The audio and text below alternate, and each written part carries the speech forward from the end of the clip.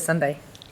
Next up, we have Matthew Banks from AUT, and Matthew is the person responsible for their koha and viewfind work, and he has some perspectives to share with us today. So thank you, Matt.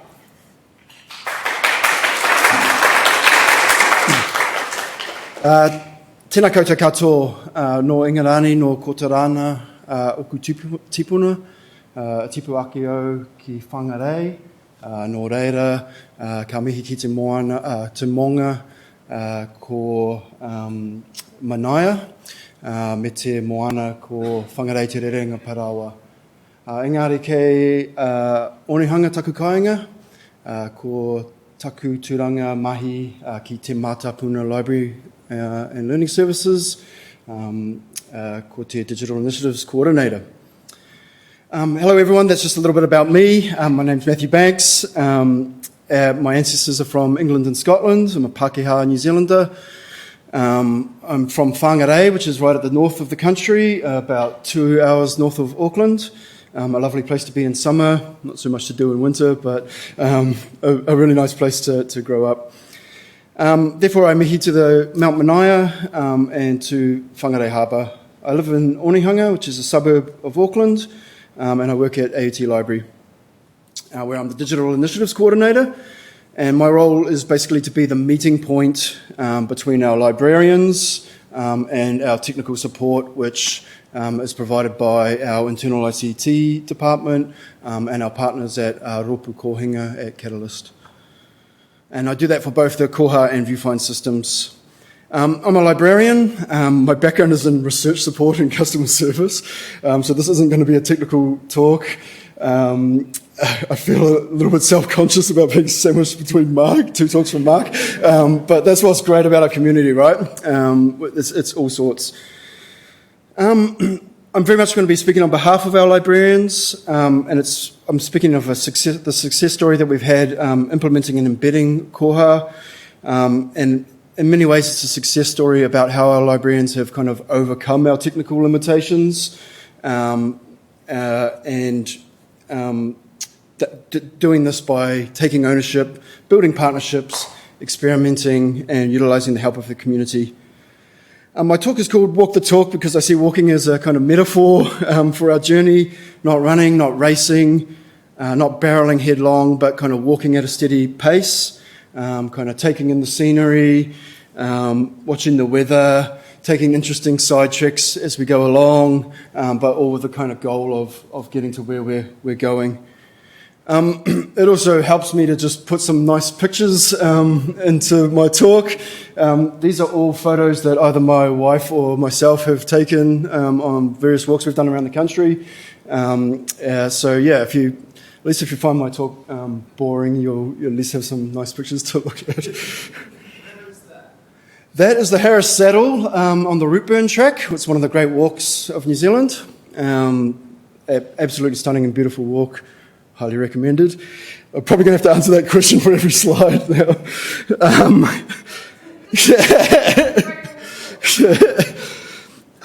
The hardest part was our first step. We're a decent-sized academic library, a little short of sort of 900k bib records and over 30,000 current patrons. So it's a significant project and definitely not a small-scale implementation. To add to this, our go-live ended up being in the middle of a 4-month COVID lockdown. So yeah, we had to sort of switch our whole project online and kind of deal with that. It was sort of a weird time to go live as well because there weren't any students around to use the system, but we did use sort of like a click and collect service. And it was a good time for our staff as well because it meant they sort of were able to familiarise themselves with the system. So we're really newbies to Koha. This is our first Kohacon. There's 3 of us here from AUT. You've already heard from my manager Craig, but we also have my colleague Judith who will be talking about some of our success in the acquisitions module later on. Since 2021, we've really been in a process of implementing and embedding Koha at our library, really establishing our understanding, how we work with it, what it offers, and the processes, what the processes are and what improvements we can make. We really couldn't have done this without the support of Ropu Kohinga. From the implementation to the present day, they've provided patient advice, knowledgeable expertise, timely problem solving, and even at times sympathetic ears. So a huge thank you to Catherine, to Alicia, to Alex, and to Wainui for all your work over the past 4 years, and that's on behalf of the whole library. Our journey also began with our values. So at AUT we have a framework called Te Ara Nui, which outlines and kind of contextualises our commitment to Te Tiriti o Waitangi and to Mataranga Māori. Key to this framework are three Māori concepts, tika pono and araha. They are interrelated concepts and don't have direct English translations, so nothing in English kind of fully captures their essence. And as I say, they really only make sense within the context of a broader and richer context. But at basic level, they can be understood as these things on the slide there. Using the framework has really helped us think more clearly about our values at a team or project level. The values we try to enact for Koha and Viewfind boil down to these 4 things. I will just mention about the slide. That is the blue lake on top of Mount Tongariro. I chose that to represent clarity. As you can see, I got this absolutely stunningly beautiful, clear day when I was up there a few months ago in August. Ownership means choosing our direction and taking responsibility for that direction. The element of pono that invokes truth or seeing reality really speaks to me here. Before we adopted Koha, we kind of took a look around at what our reality was, what the landscape was. We sought evidence and facts. We endeavoured to cut through the kind of misconceptions, the fears and reservations. And the reality that we saw was a landscape where open source software was the only solution that really made sense to us.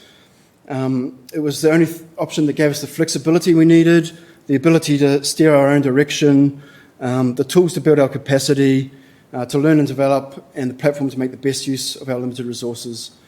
In other words, it was the only option that allowed us to truly enact our values in our everyday work. Just briefly, ownership also means being conscious of resources. The first thing anyone ever says to me about going open source is a way to save money. I'm sure everyone's very familiar with that. And I think that's a fair assumption. But for me, it's more of an opportunity to take better ownership over the money that we do spend. We now have considerable flexibility with how we choose to spend our money and what we spend it on. We're able to understand the cost of a piece of work, of a discrete piece of work, and by seeing this, our team can make informed decisions and work together to prioritise. This has been a game changer for us in terms of how we manage our resources. We now decide what fixes and enhancements we need, and our team gets to see those ideas come into fruition.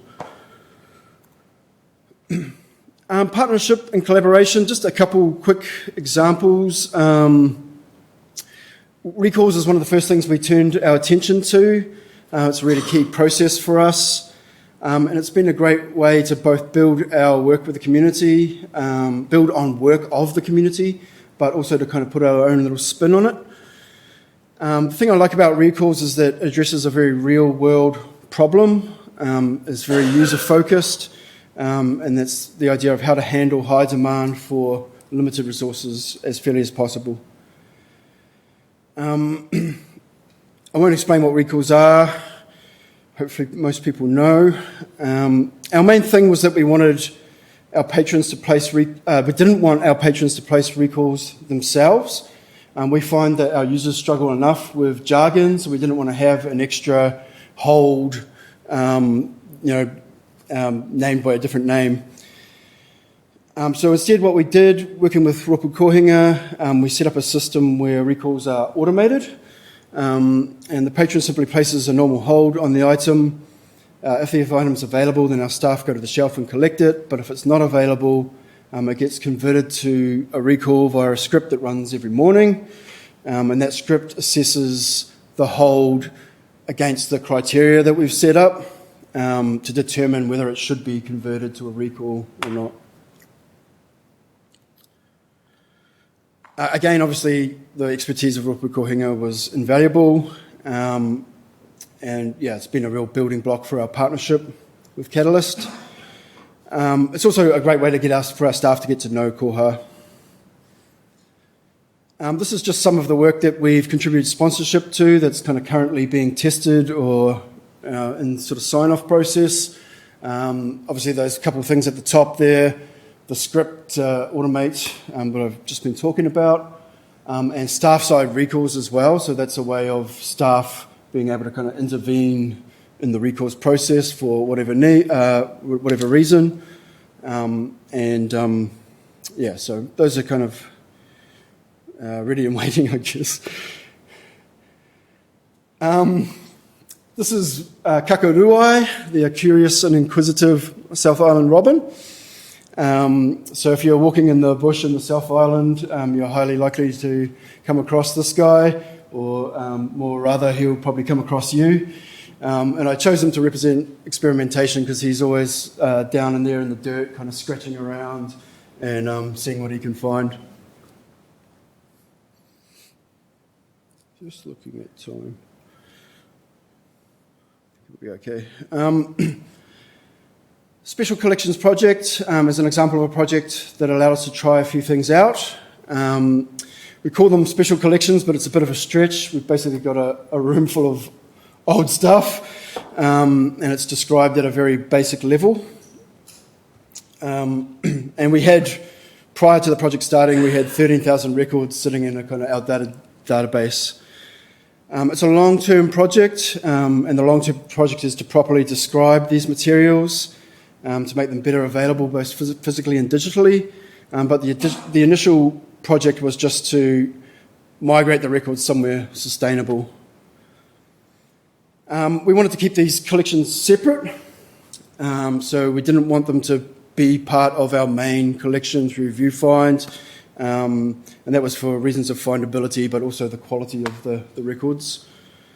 We considered doing a whole new Koha instance for the special collection. We had funding to do that, but in the end, what we decided to do was just use the instance that we have, but kind of adapt it for our purposes, and kind of specifically repurpose the Koha OPAC, which we weren't using because Viewfind is our main discovery option. To do this, we decided on a sort of a temporary solution, really, which was getting Catalyst to develop a system pref called OPAC Always Search Keyword, which basically forces the Koha OPAC to always search on a particular term, in addition to what the users search. As our collections team had said, this was the best solution for our needs. Its application to both authorities and bibliographic records allow us to meaningfully link bib records with a comprehensive archive-specific authority file, enabling the use of authorities as a collection framework and a navigational aid. Somewhat amusingly, we shared this pref with the community, which we just share everything we develop really at bug 36434, and it's fair to say that the reaction wasn't especially enthusiastic, and we totally get the reasons why. We had a very particular use case, but for us it was kind of a good insight into what the approach is by the community, how they see the kind of software moving, and the kind of careful consideration that's given to all of the development. It was a good lesson for us, namely that some of our customizations should just stay customizations, and that sometimes sometimes we can develop great stuff for the community, but other times we just have to do what works for us. It also gave us a chance to look at the Koha OPAC as an interface, and experiment with just some customizations. This is just a prototype, very much a work in progress, but we've got a real idea of what can be done and what we could do in the future.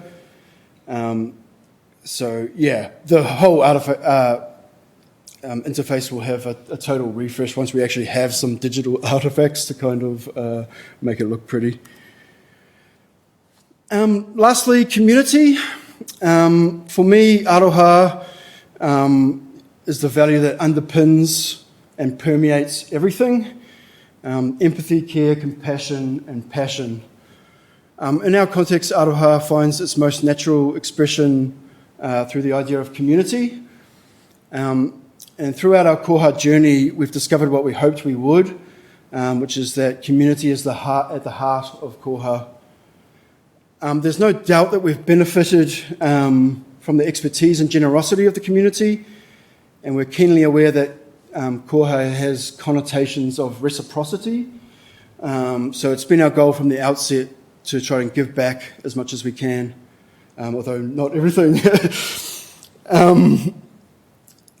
Obviously, we can do this through sponsoring fixes and enhancements. Our upstream contributions have been pretty modest so far, but we'll be looking to kind of ramp that up to get a lot more kind of intentional and directed in our efforts to get stuff into the main koha releases. To do this, we really need to get our head better around the kind of whole process and ecosystem of testing bugs and how things get into the new versions of Koha. Something we're really keen on. Unfortunately, I'm not going to be able to attend the workshops on Friday morning, which would have been great. I actually have an 8-month-old baby at home, so I need to get home to him. But I'm sending Craig along to take studious notes, and I'll be doing what I can to kind of follow up. We can contribute in other ways too. At the start of 2024, we hosted a community day, which was attended by staff from Waikato Institute of Technology, Manukau Institute of Technology, and the New Zealand Family Violence Clearinghouse. It was a great opportunity to sort of share ideas, experiences, and we discovered that although we're very different libraries, we still had a lot in common. We haven't done any follow-up events yet, but we're really keen on the idea of building some direct relationships with libraries in Aotearoa, in Australasia, and further abroad. A very long quote, but I found this quote when I was initially thinking, a couple of years ago, when I was initially thinking about community, and I continue to find it really inspiring. I'll just let you read it. I don't know if a user group is the way we want to go in New Zealand, but there's plenty of options. I think maybe Lizette and Jason showed us a way forward yesterday with the baby devs group that they talked about. Perhaps that's something we could set up in New Zealand. Whatever we decide to do or whatever directions we go, we AUT Library are keen to take part in as many of these activities as we can and to keep building this great little community. Koha is our home now, and we want to see it continue to grow and flourish. As I said, this has been a success story. We've successfully implemented and embedded Koha, and we've successfully put our values into action through taking ownership, building partnerships, experimenting, and contributing to the community. It's been a success story, but very much a beginning, and we hope that our real success stories are still ahead of us. Kia ora. Thanks, everyone.